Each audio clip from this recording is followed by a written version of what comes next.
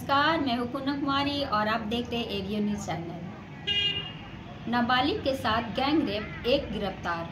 हजारीबाग के कटकमसांडी थाना क्षेत्र में शनिवार दोपहर नाबालिग छात्रा से सामूहिक दुष्कर्म की वारदात हुई।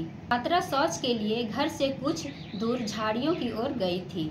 इसी दौरान गांव के 3 युवकों ने उसे उठाया, मुंह दबाकर जंगल की ओर ले गए, जहां तीनों ने मिलकर दुष्कर्म किया। लड़की को बेहोश होते देख तीनों फरार हो गए। परिजन ने उसे घर लाया और पानी के छींटे देकर होश में लाए।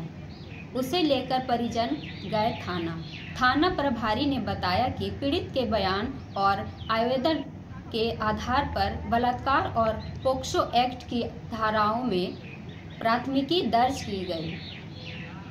2 अन्य आरोपियों की तलाश जारी। देखिए एक रिपोर्ट।